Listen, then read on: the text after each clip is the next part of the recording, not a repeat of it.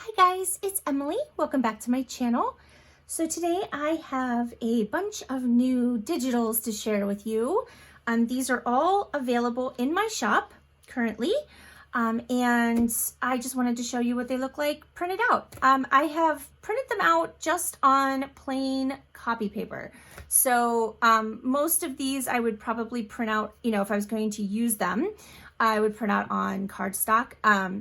But I didn't, just for the sake of kind of previewing them, I just printed them out on regular old, nothing fancy copy paper.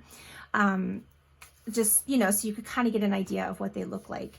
The first two are, I think I'm saying this, and I hope that I'm not giving false information. I will double check. Because I forgot to double check before I started filming. Anyway, the first two are only $1 and they are listed in the Dollar Digi section in my shop. They're also listed with all the other digitals. I have a section called digital files. So you can find them in either place, but they're not different. So don't accidentally buy them twice, okay? The first one is some antique mail pouch tobacco vouchers that I was lucky enough to come across. They date from 1913 to 1917, and they're all just a little bit different in color and style. So these are the fronts. So you get a page of fronts, and then you get a page of backs. So you could print them out and then glue them together if you wanted to, or you could just use them as separate pieces, however you want to do that. So that is the first one. The second one is just a single page of what I called pharmacy ephemera. So you've got, just this came off of a roll of, I don't know if it's adhesive backed or not. It might have been, but basically it's kind of like the pharmacist's information. So you've got like a phone number here, the name of the drugstore. So you would tear off a strip like this. So the actual roll has lots and lots and lots of, that printed on it. The second piece is a cough syrup label. And then you have a mineral oil label here and a vanilla extract label. And the reason, you wouldn't think of that being a pharmacy thing, but actually it was sold in a pharmacist. So, and you could use it, for probably like flavoring medication is what I'm guessing. But anyway, that's the label. And then there's a little label for a specific pharmacist in New Jersey. There is a label for some toilet water, Fatima, I'm not sure how it's pronounced. Red Rose toilet water. It's a toilet necessity. I just thought it was pretty. I like the green. And then a fairy cream label, and its counterpart. So I believe like this would have gone around the, main part of either the bottle or whatever the fairy cream is kept in. And then this probably went around the neck or the stopper or something, but it was just new old stock, like it never been used. So it hadn't been folded or anything yet. So you could cut this out and kind of fold it and make it into a little pocket. I'm going to try and do a video here soon, kind of showing you how I would use these, but I know that my friends Dee Dee and Lisa also have access to all of these files, and they are kind of doing design team projects for me. I say that in air quotes because, I don't know, I don't feel like I don't feel like I deserve a design team yet. But however, they were willing to, kind of play with all of these for me. So if you, go in and subscribe to their channels as well, you might see how they use them because we all do things differently, right? All right, the next one is scans of an ICE coupon booklet from the 1930s, I believe, because that's what the date is on the inside. So anyway, you've got the front cover and you've got the back cover. All right, so you could actually put this together as a booklet if you wanted to. And then this is the inside of the front cover and the inside of the back cover. Here, I'll turn it this way so you can kind of see. And then this was like the first page, just kind of saying, okay, I've received this. This was an unused, completely unused book. So no one had written in it or anything, but as you can see, it says 1903 here. Maybe you can see that. And, you know, you would fill this out and then it would, you know, that you had paid for it and all of that.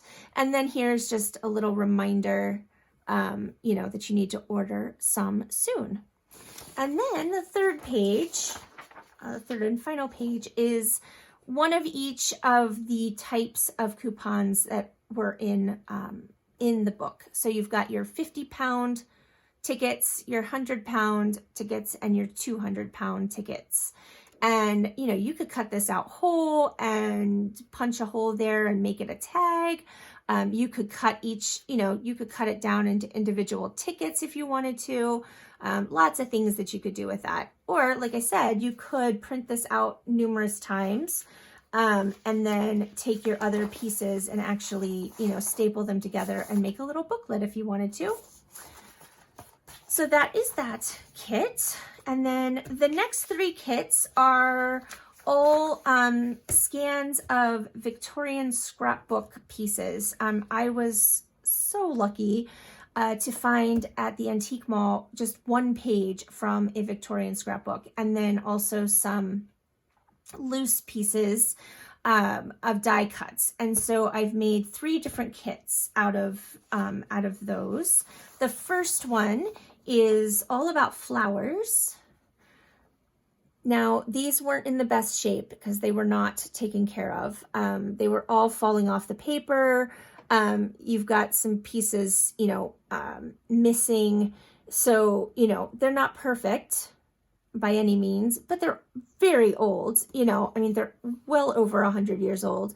So the fact that they were still in any condition at all, I think is astounding. Now, I would print these on cardstock before I fussy cut them. I think, maybe not. I don't know. It's up to you, obviously. But there are 2 pages in the flower kit. And yeah, I think they are gorgeous. Very pretty. I did some touch up, you know, a little touch up in Photoshop. I am not proficient in any way yet. But like there were some that were completely creased down the middle. So I just went in and kind of, you know, doctored that up so you couldn't see the crease anymore. But as far as like adding pieces that were missing, I don't know how to do that. So I didn't even try. So that is the first one, the flower one. The next one is animals. I love these little, I guess they're guinea pigs. Aren't they cute? And then you've got some great pieces for Easter. You've got bunnies and chicks and some sheep. The squirrel over here, I think, is missing part of his tail, but you know, it's okay. And then the second page is all dogs and cats. Super cute. This little guy's missing his tail, unfortunately. I love this little kitty getting in the jar. And these 2 playing. So cute. So that is the second set. And then the third set, these were larger pieces, and then 1 page, I'll show you that one first. So they were the larger die cuts, and then I had a bunch of like buildings and castles, you know, kind of things. And so I just added that into this kit. But I thought these were kind of cool. And again, there are some, you know, I tried to pick the ones that were missing the least amount of pieces. And I think these are probably the most intact of the buildings. You've got a lot of like little pieces hanging off, you know, where the trees are and stuff. So it lends itself to being quite brittle. You've got this little guy. I think it's a guy. Looks like maybe he's singing. And then the elephant, which is my absolute favorite piece, he was the one that was kind of the most difficult. So he has some missing tusk here, the tip of his tail is missing. And the most tragic part, there was actually a little boy sitting here next to this girl. She had her arm around him. He was missing his head. And I thought that that was kind of unnecessary to leave that there. So after I scanned it in, I went into Photoshop and I just got rid of him. But in the process, now it looks like she's missing her arm. But I think it looks better than leaving a headless kid sitting on the elephant. So that's, you know, that was the decision that I made. And then you've got this page, which I think is just amazing. The actual piece is still connected by these tabs. And it was in, I just think, excellent shape. I don't think there was anything missing off of this. Just, yeah, epic, just absolutely epic. So, you know, obviously I would print this out, you know, and I would cut it apart, but I wanted to just scan it in the way it was, because honestly, I don't want to cut apart my original. I want to hoard it. So anyway, that is that page. And then the fourth page of this kit is these lovely little girls. So you've got this little girl and she's sitting under an umbrella, and I cannot read what it says on the heart. I can't even read it on the original. It's just, I think it was in gold and it's just kind of fading, but I think she's cute. And then this little baby in her high chair, right? How cute is that? This was actually an advertisement for, you know, baby food. It had some printing on the back of it, but it had been glued down, and so most of that was gone. And then this gorgeous little girl with her scarf. All right, so that is the last of the Victorian kits. And then I'm gonna save these, I think, for last. I currently have 2 postcard sets. These are early 1900s postcards, and I had to break it up into 2 sets because it was just too much. I don't remember how many pages are in each set. Let me count real quick.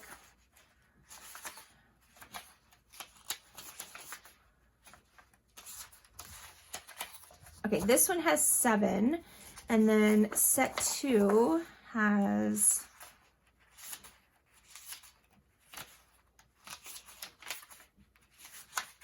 7 as well. Okay, and what I tried to do was give you some of the backs of the postcards in each set. So if you want to, you can cut out, you know, you can print a bunch of the backs, cut them out, and attach them to the fronts. So set number 1 has 2 pages of backs and then 5 pages of fronts. So I'll show you here. I love this. Now, I don't know why. This was just printed this way. It says, I have a bone to pick with you. But it was printed off the card. That's just how it was. It wasn't broken or torn or anything. It just was like that. This little baby, how cute. And this little guy. And then you've got this page.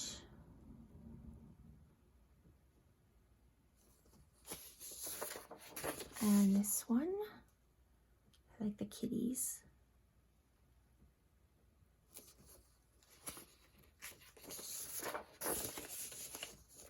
And then here, oh, this one, kind of funny, but also sad. It says, nobody loves me, so what's the use of being clean? I have no idea, but I thought it was super cute and kind of funny, so I included it. And then this one.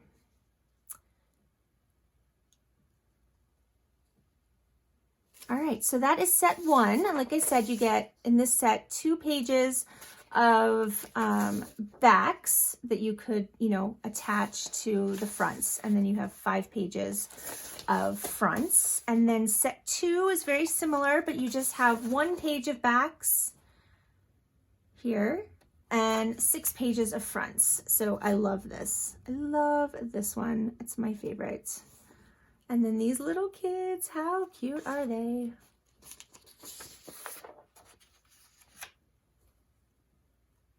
This little kid looks like he is up to absolutely no good, right?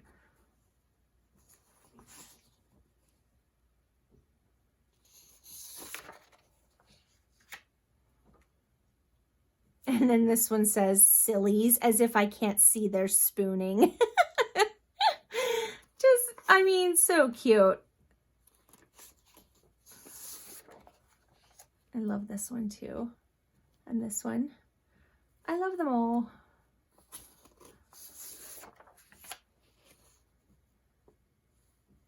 This one says, well, a marriage license and a dog license cost $1. You can see what I got. Kind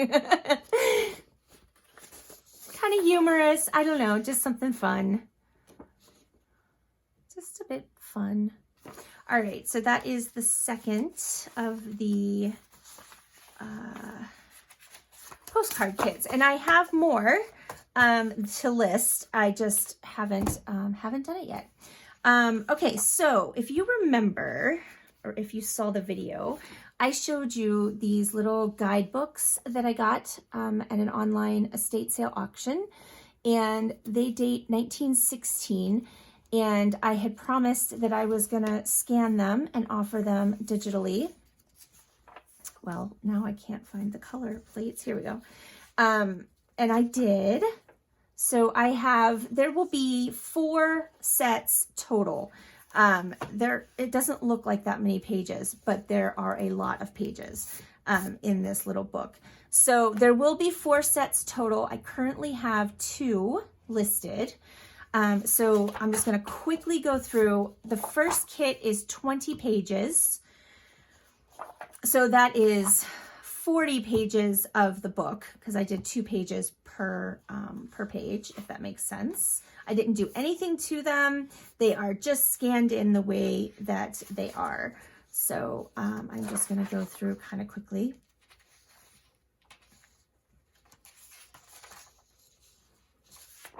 But I think they're gorgeous, and I think that they would be awesome, you know, in anything really. I mean, you could make them journaling cards, you could make them into tags, you could, you know, do all kinds of things with them. Like I said, I'll try to do a video showing that. Now, I did not scan every single page. I only scanned the pages with images, okay? So it would have been even crazier if I would have scanned just the text. But I thought it was more interesting to have the actual, you know, butterfly images than to have all the text.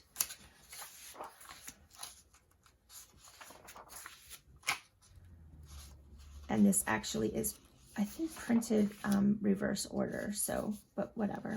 I think I didn't even show you. I did include the title page here that has the date on it. So.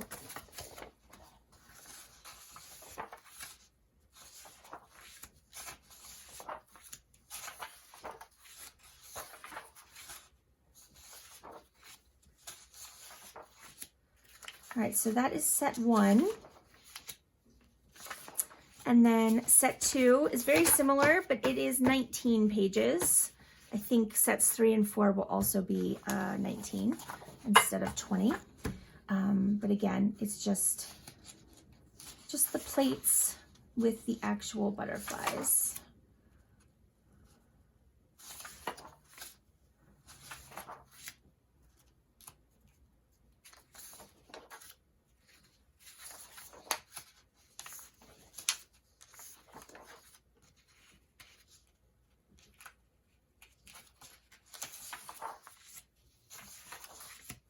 And I have a few other of those guides. I have some bird ones and, you know, different things that I also plan on scanning. It just takes a lot of time to do that, a lot of time. And I just haven't, I have not gotten around to it yet.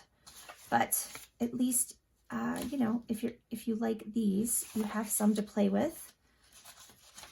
And then there's the final page. All right, so that's it, guys. That is it, I believe, for new digital kits. I did some revamping of kits that I had in my shop previously. So it's a little different. I still have all of the like linens and doily kits, scans. Those are all still in there, but I took down like the ephemera kits for the most part, and I kind of redid it. So if you were, you know, someone who bought those previously, by all means, keep using them, but they won't be available any longer. So yeah, what's there is what's available. And I am frantically trying to get more listed. I also have some physical items to get listed. And I am still working on my design team project for Susan Taylor Brown for February. And I don't think it's going to get done in February. But, you know, she's okay with that. So I'm trying to be okay with it. I don't like not finishing things when I say I will. Sorry about that. I had an alarm set and it went off and then stopped the video. I was saying, if you have any questions about the digitals, just let me know. They were designed to print out on 8.5 by 11 paper, only because that's, you know, what I have in the US.